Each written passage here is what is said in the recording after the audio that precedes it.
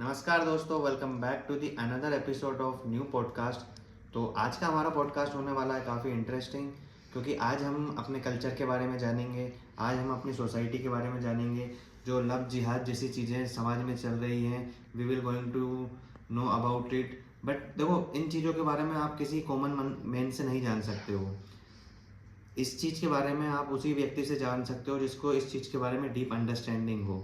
तो काफ़ी मज़ा आने वाला है इस पॉडकास्ट में।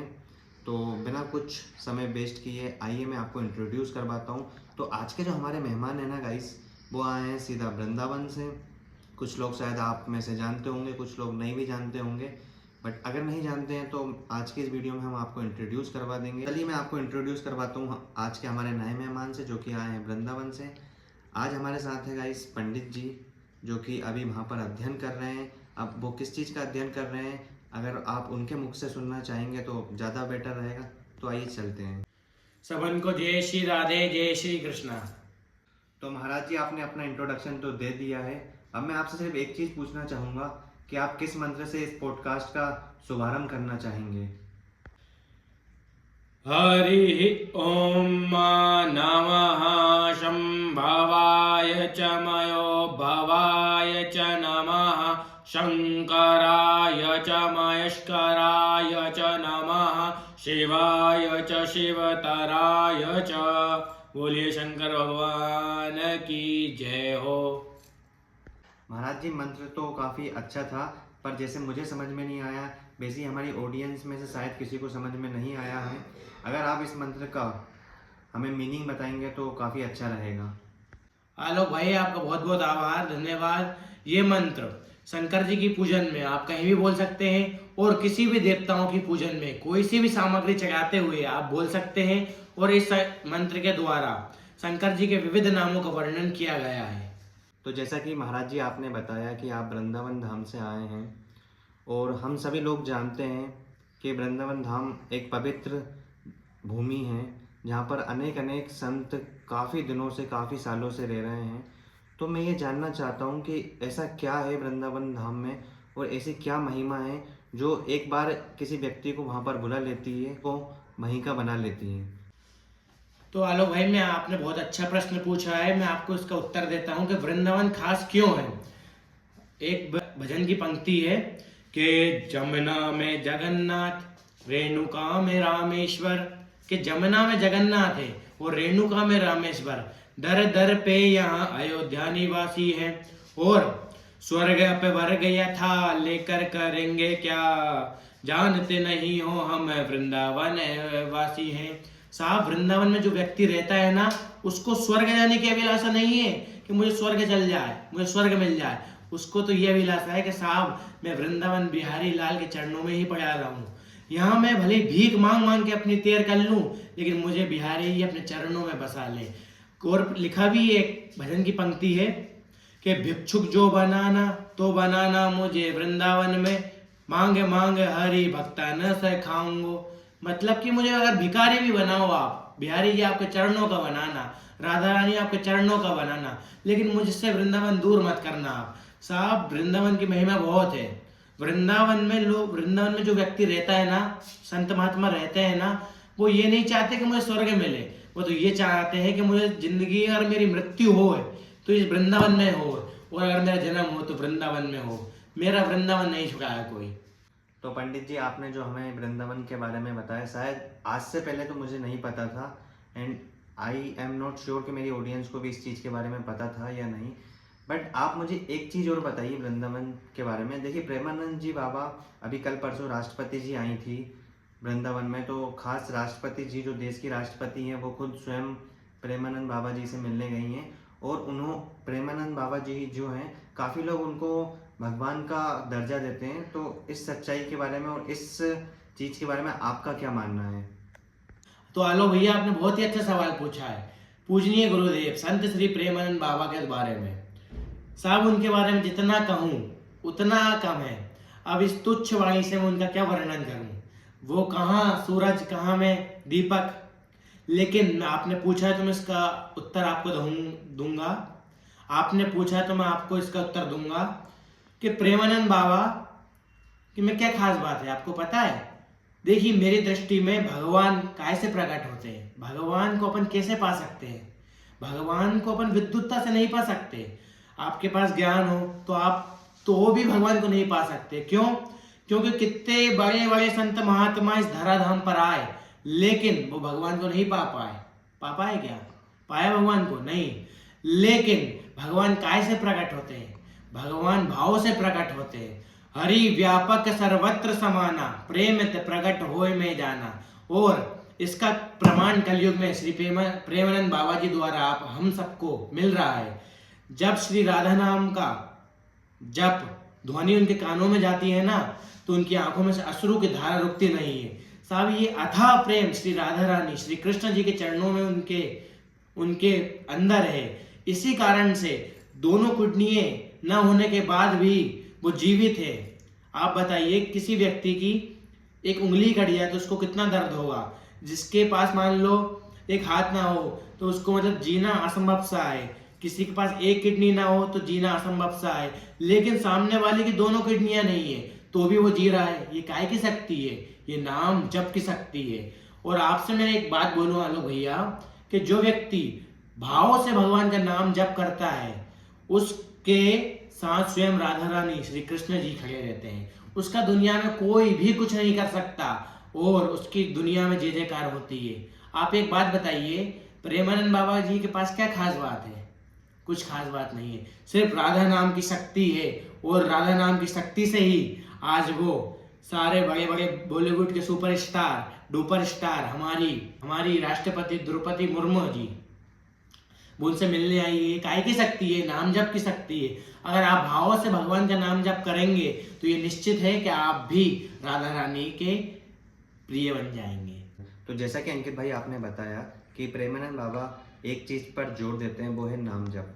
तो मैं आपसे सिर्फ यही पूछना चाहूँगा, क्योंकि देखो अपन लोग जैसे कि वी आर बोर्न इन अ ब्राह्मण कास्ट, तो हमें तो पता है कि हाँ क्या एक प्रोसीजर होता है। बट जैसे अदर कास्ट के जो लोग होते हैं उन्हें ये चीज़ समझ में नहीं आती है। और आजकल क्या है कि सोशल मीडिया का ज़माना है, तो बहुत से लोग सोशल मीडिया पर ये कहते हैं कि आप जब भी किसी चीज़ के बारे में या किसी भी भगवान के बारे में नाम जप करते हैं तो आपको आचमनी करना ज़रूरी है।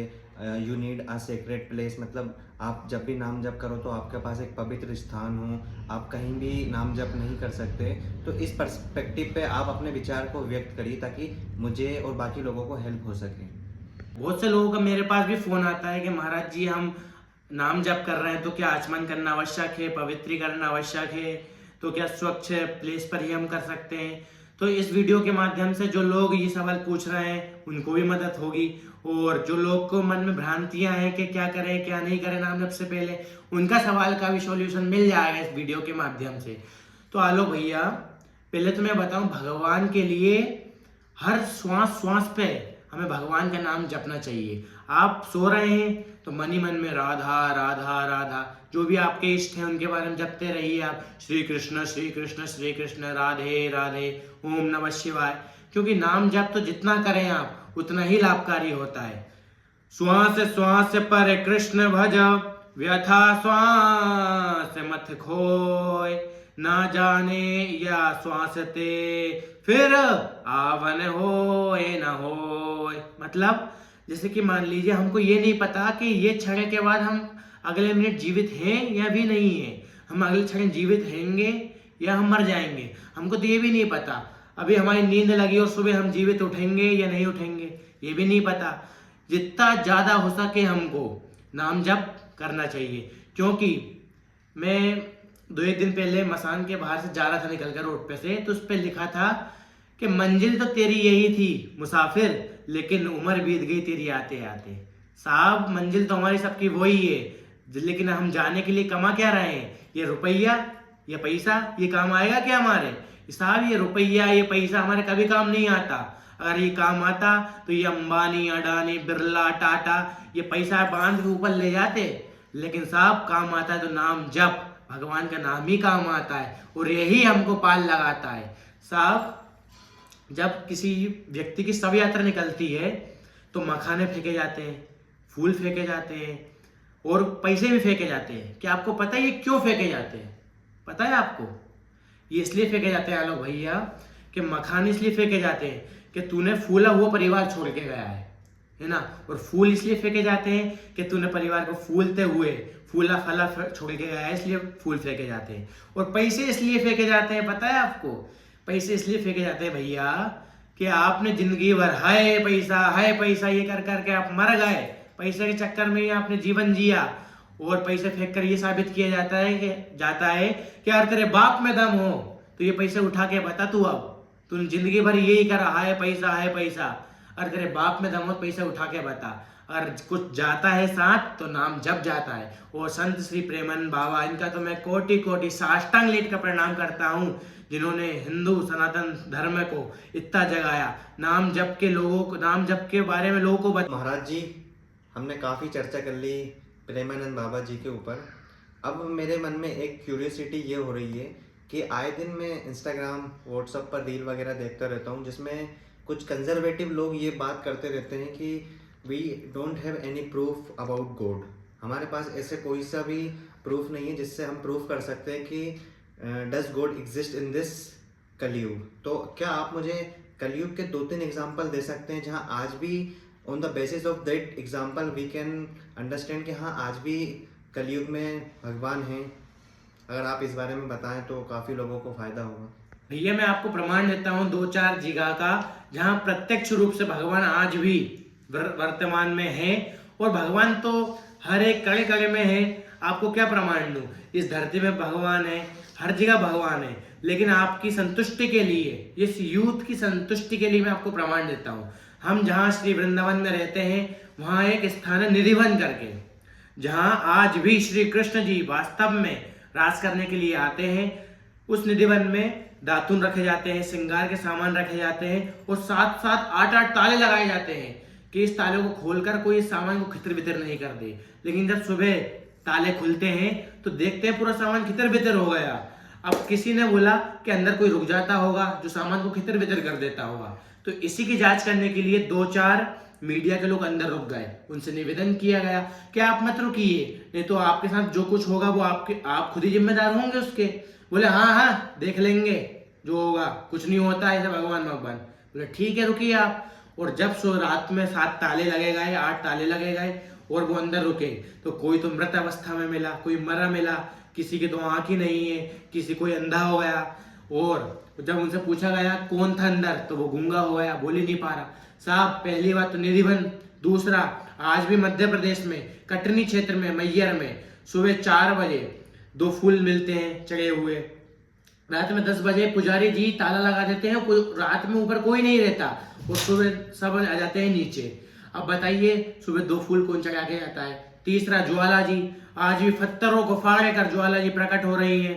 और चौथा, जगन्नाथ जी में आज भी ध्वजा, हवा इधर की चल रही है, ध्वजा इधर लहरा रही है। ये कैसे, बताइए आप मुझे साहब। आज भी प्रत्यक्ष रूप से भगवान कोई प्रकट करने वाला प्रहलाद तो हो, कोई मीरा तो हो, कोई शबरी तो हो बुलाने वाला। साहब मन में अपन ने कपट भर रखा है और अपन सोचते भगवान दिख जाए। साहब ये हमारी आंख भगवान को देख सकती है क्या?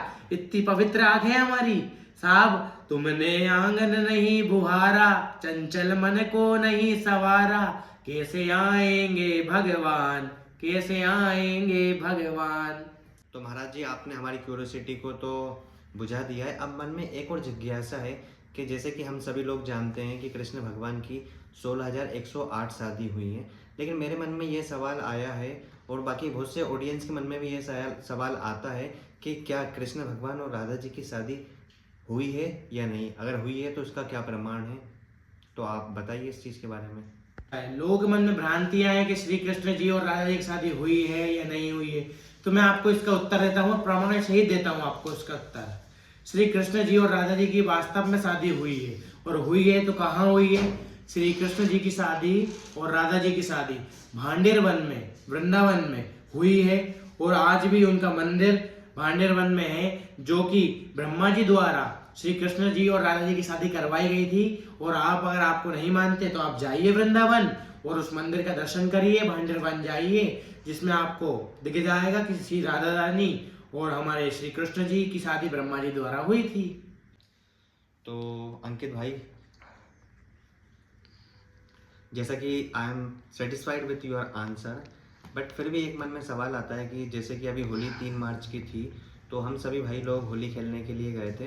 तो वहाँ पर ना, जहाँ भी जैसे आप टेम्पो वाले से जाओ, आप बताओ उनको कि हमें भाई साहब यहाँ से यहाँ जाना है, तो सबसे पहले जाने से पहले तो ये तो अलग ही स्टोरी, लेकिन उससे पहले राधे राधे। आप किसी शॉप पर जाओ सामान लेने के लिए, तो वहाँ पर भी राधे राधे का ट्रेंड है। बट मेरे मन में ये सवाल आता है कि instead of saying Radhe Radhe, why the people of Vrindavan said Krishna Radhe. मतलब कि राधे राधे तो वहाँ पर बोलते हैं, लेकिन उससे कृष्ण राधे क्यों नहीं बोलते? मतलब राधे राधे नाम का इतना प्रचलन क्यों है वहाँ पर? जी, आपने बहुत ही अच्छा प्रश्न पूछा है कि हर जगह राधे राधे की गूंज क्यों है, राधे नाम में ऐसा क्या है। तो मैं आपको बता दूं कि बरसाने की राधिका, नंद गाँव नंदलाल, दो देहें एक प्राण है, श्री राधा वल्लभ लाल। मतलब दो देह हैं, मतलब दो शरीर भले ही हैं इनके, लेकिन एक प्राण है श्री राधा वल्लभ लाल। मतलब राधे राधे बोलने से ही हम श्री कृष्ण जी के चरणों में हम पहुंच सकते हैं। जब तक हम राधे राधे अपनी जुबान से नहीं बोलेंगे, तब तक श्री कृष्ण जी के चरणों में हम नहीं पहुंच सकते।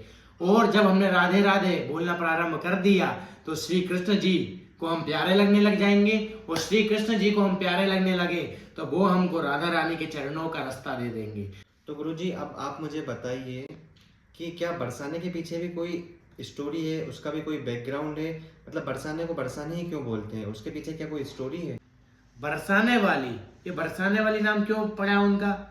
बरसाने वाली, आखिर क्या बरसा रही है? श्री कृष्ण नाम का रस बरसा रही है, इसलिए उनका नाम श्री बरसाने वाली पड़ा।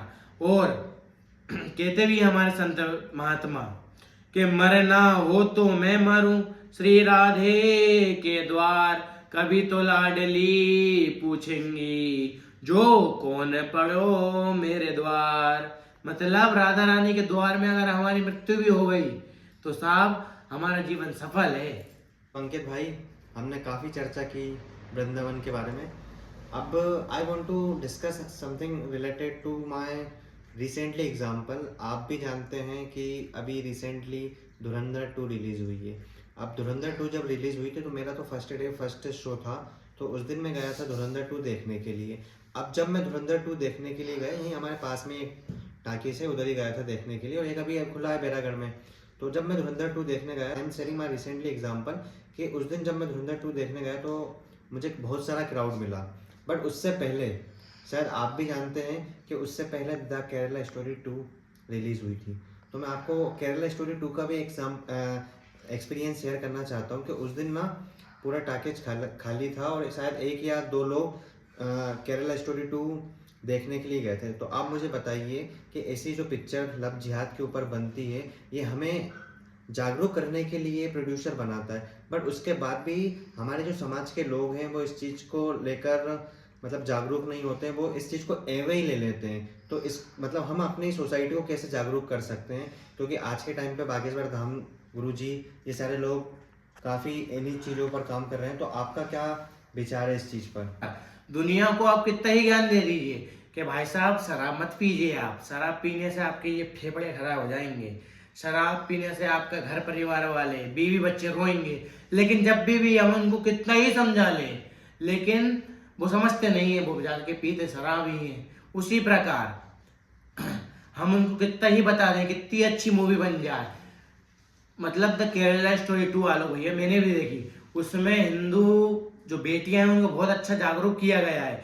लेकिन मैं उसको देखने के लिए टॉकीज गया था, तो इन गिन 4 लोग बैठे थे, मतलब पूरा टॉकीज खाली, और लेकिन इन गिन 4 लोग बैठे। और आपने जैसे कि मुझे बताया वो कौन सी, वो धुरंधर मूवी, उसमें टॉकीज में मतलब आप बता रहे हैं 4-5 दिन टिकट नहीं मिल रहा है। अब आप साहब बताइए उस फिल्म में क्या सीखने को मिला होगा? साहब उसमें सीखने को कुछ नहीं मिला होगा। लेकिन द केरला स्टोरी 2 साहब, उसको जब मैंने देखा तो मेरा जो हृदय था ना वो पिघल गया साहब, मेरा हृदय फट के रखा गया साहब। उसमें मतलब जो हिंदू बेटियां हैं ना, उनको बताया गया है कि कैसे मतलब उनको फंसाया जाता है, कैसे उनको लव जिहाद का चक्कर करवाया जाता है। ये कुछ अन्य पंथ के लोग आते हैं, हिंदू बेटियों को बहलाते हैं, फुसलाते हैं और अपने जाल में फंसा लेते हैं, और फंसाकर उनको अपने पंथ में शामिल कर लेते हैं, और जो बेटी शामिल हो जाती है उसका तो कुछ नहीं करते। जो इसका विरोध करती है उसको साहब 40-40 टुकड़े कर कर कहीं बैग में डालकर कहीं तो फ्रिज में रखते हैं ये, या कहीं गड़ा देते हैं, या कहीं फेंक देते हैं। साहब मैं आपसे निवेदन करूं, सब बेटियों से निवेदन करूं, बेटियां अगर आपको शादी करना है तो अपने धर्म में ही शादी करना। अब मतलब दूसरे धर्म में जाने से अच्छा है अपने धर्म में मर जाना। मतलब दूसरे धर्म में साहब कुछ नहीं सिखाया जाता, लेकिन हमारा सनातन धर्म हमको ये सिखाता है कि इसमें अपना कल्याण की बात नहीं होती, विश्व के कल्याण की बात होती है कि धर्म की जय हो, धर्म का नाश हो, विश्व का कल्याण हो। साहब उसमें विश्व का कल्याण की बात होती है। और मैं आप सबसे लोगों से भी निवेदन करूं, सारे सनातनियों से निवेदन करूं, अगर आप अभी नहीं जागे तो फिर आप कभी नहीं जग पाओगे। मैं आपसे पूछना चाहता हूं, क्या हिंदू जगह है? क्या भारत देश में हिंदू है? हिंदू है क्या भारत देश में? साहब मेरी दृष्टि में हिंदू नहीं है। तो महाराज जी मेरा ये क्वेश्चन है, sorry to interrupt you in between the discussion. मेरा ये मानना है कि आपने कहा कि हिंदू नहीं है, लेकिन मैं भी तो हिंदू, मैंने भी तो तिलक लगाया है, आपने भी तो तिलक लगाया है, तो हाउ यू कैन से कि यार भारत देश में हिंदू नहीं है? और अगर नहीं है तो आप इस चीज़ के मतलब कैसे कह सकते हो आप इस बारे में? मैंने इसलिए बोला कि इस देश में, भारत देश में हिंदू नहीं है। मैंने क्यों बोला? अगर हिंदू होता इस भारत देश में तो क्या श्रद्धा के 35 टुकड़े होते? अगर हिंदू होता तो क्या बांग्लादेश के उन हिंदुओं का आपको दर्द नहीं दिखता? साहब बांग्लादेश के जो हिंदू हैं उनको भगा भगा कर मारा गया, लेकिन किसी हिंदू ने आवाज नहीं उठाई। 6-6 साल की बेटियों का रेप करा जा रहा है, किसी को नहीं दिख रहा है। साहब बांग्लादेश में बेटियों को नग्न कर कर उनको घसीटा जा रहा है, उनका रेप किया जा रहा है। क्या हिंदू होता तो क्या उनका दुख नहीं दिखता आपको? अगर हिंदू होता तो उस कोलकाता की डॉक्टर महिला का रेप होता, मर्डर होता। अगर हिंदू होता तो हमारी गौ माता के टुकड़े होते? आप बताइए। अगर हिंदू होता हमारी आस्था का प्रतीक रामायण को जलाया जाता? अगर हिंदू होता तो क्या हमारे संत महात्मा पर टिप्पणी की जाती? अगर हिंदू होता तो क्या तरुण जैसे लोगों को मारा जाता? बताइए ना आप लोग। साहब क्या अभी 10-12 दिन पहले की बात है, होली पे दिल्ली में घटना हुई भाई साहब। मैं आपको बताना चाहता हूँ, एक बेटी द्वारा छत पे खड़ी थी, वो तो गलती से किसी मुस्लिम महिला पर गुब्बारा गिर गया। तो साहब उनके परिवार वाले बाहर आके माफ कर दीजिए, हमें गलती हो गई। तो उन्होंने सोचा मैटर शांत हो गया। साहब वो गई, उसने अपने भाई बंधु पूरे मुस्लिम संगठन को इकट्ठा किया और वो दिल्ली आई, उसके घर आई और उसके माँ बाप को मारा गया। इतना बेरहमी से मारा गया कि उनके हाथ पांव टूट गए। साहब यहाँ भी बात खत्म नहीं हुई, यहाँ भी उनका पेट नहीं भराया। जब उसका भाई तरुण रात में 6 या 7 बजे आया तो साहब उसको घेर लिया गया। उसको घेर के इतना मारा गया कि साहब उसने उसका दम तोड़ दिया। अब आप मुझे बताइए, अगर हिंदू होता तो क्या उस तरुण का दर्द नहीं दिखता आपको? मुझे आप एक बात बताइए, अभी इंडिया वर्ल्ड कप जीती T20 2026 का, उसमें हिंदुओं ने पटाखे चलाए राजस्थान में, तो एक अन्य पंथ का लोग आए और उसने उसको बहुत मारा कि तुमने कैसे चलाया पटाखे। अब साफ बताइए, हिंदुस्तान में हिंदू जो भारत जीत रही है, भारत टीम, अब उसमें पटाखे नहीं चलाएंगे तो क्या पाकिस्तान में जाके चलाएंगे हम? अब बताइए, आप हिंदुओं का दुख किसको दिखता है साहब?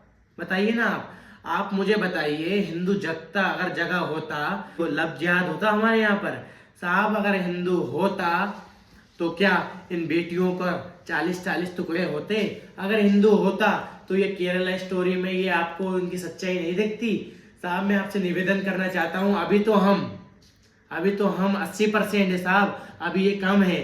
अगर ये ज्यादा हो गए ना तो आप जो सोच, आपकी सोच से परे है, क्या होगा साहब? हमारा मतलब रहना मुश्किल हो जाएगा। आप मुझे एक बात बताइए, मुस्लिम कंट्री लगभग 40-50 कंट्री है मुस्लिम की, मतलब यहूदियों की भी कंट्री है, ईसाई की भी कंट्री है। साहब हिंदुओं की कहाँ की कंट्री है? अब भारत देश हिंदुओं का है, अगर उसमें भी भारत देश में अगर हिंदू स्वतंत्रता से नहीं रह पा रहा है तो फिर क्या फायदा? क्या हिंदू राष्ट्र नहीं बन सकता? हिंदू राष्ट्र क्यों नहीं बन सकता? अगर हिंदू राष्ट्र भारत में नहीं बनेगा तो क्या पाकिस्तान में जाकर बनेगा? 14 मेरठ में नारा दिया गया था कि अभी तो हम 10% है, अगर जिस दिन हम 50% हो गए हिंदू तुम्हारे हम घुल्ले कर देंगे। साहब ऐसे ऐसे नारे दिए जा रहे हैं। मैं आपसे अभी बिल्कुल हाथ जोड़कर विनम्र निवेदन कर रहा हूं कि मुझे मुसलमानों से बिल्कुल दिक्कत नहीं है। तो फिर लोग बोलते हैं आप मुसलमानों का विरोध तो करते हैं। साहब मैं मुसलमानों का विरोध नहीं करता, मैं आपसे फिर बोल रहा हूँ, मैं मुसलमानों का बिल्कुल विरोध नहीं करता।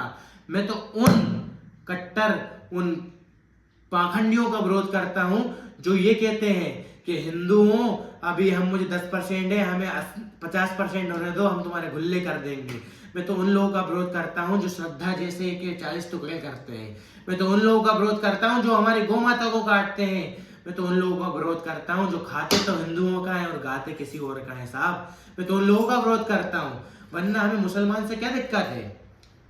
अगर हमें मुस्लिम से दिक्कत होती तो क्या हम एपीजे अब्दुल कलाम को प्रधानमंत्री बनाते?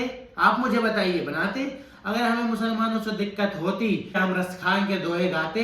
साहब हमें मुसलमानों से कोई दिक्कत नहीं है, मैं आपसे फिर बोल रहा हूँ साहब, हमें तो उन लोगों से दिक्कत है जो हिंदुओं का विरोध करते हैं, और जो हिंदुओं का विरोध करते हैं मैं उसका घोर निंदा करता हूँ। मेरा ये प्राण रहे चाहे ना रहे, मैं हिंदू था, हिंदू हूँ और हिंदू ही रहूंगा। भारत देश में पता दिक्कत क्या है? भारत देश का मुसलमान मुसलमान है, भारत देश का ईसाई ईसाई है, लेकिन भारत देश का हिंदू हिंदू नहीं है। हिंदू से पूछते हैं आप क्या है, तो बोलता है मैं सेक्युलर हूँ। साहब ना आप आस्तिक बनिए ना आप नास्तिक बनिए, आप तो वास्तविक बनिए साहब, जो हो आप बनिए, हिंदू हो तो हिंदू बनिए ना साहब। महाराज जी, समय की गरिमा को देखते हुए, ना चाहते हुए भी मुझे इस पॉडकास्ट को अब ख़त्म करना पड़ेगा। देखिए, बहुत सी ऐसी चीज़ें हैं जो कि अभी आपसे इस बारे में हमारी वार्तालाप नहीं हो पाई, जैसे कि हमें आपसे ज्योतिष के बारे में जानना था, अभी हमें आपसे भागवत के बारे में जानना था, अभी हमें आपसे काशी के बारे में जानना था, और ऐसी तमाम चीज़ें हैं हमारे इंडियन कल्चर में जो शायद मैं या कोई और व्यक्ति तो नहीं बता सकता जितने अच्छे से आप इस चीज़ को बता सकते हैं। बट समय की गरिमा ये है कि आपको भी कहीं जाना है, तो मैं ये सोच रहा हूँ कि इस पॉडकास्ट को हम यहीं एंड करेंगे। I am interested to invite you for the next time, जब कभी भी आपको समय मिले और जब कभी भी प्रभु की इच्छा हो, जब कभी भी आपकी इच्छा हो, तो नेक्स्ट टाइम हम बैठेंगे, इम्तिहान से बैठेंगे और सारी चीज़ों पर डिस्कशन करेंगे। बट लास्ट में आप कौन से श्लोक से इस पॉडकास्ट को एंड करना चाहेंगे, बस ये और बता दीजिए, फिर मिलते हैं आप लोगों से नेक्स्ट पॉडकास्ट। लक्ष्मीस्ते हृदि भारती च वदने मौलो सदा केशवः, चण्डीते भुजदण्ड योर्गुणनिधे गेहे कुबेरास्थिते, चित्तं नाथ तवास्तु धर्मसदने, नाना प्रसंगा करे, सर्वास्ते विपदा प्रयान्तु विपिने, तुम दीर्घजीवी भवः, तुम दीर्घजीवी भवः।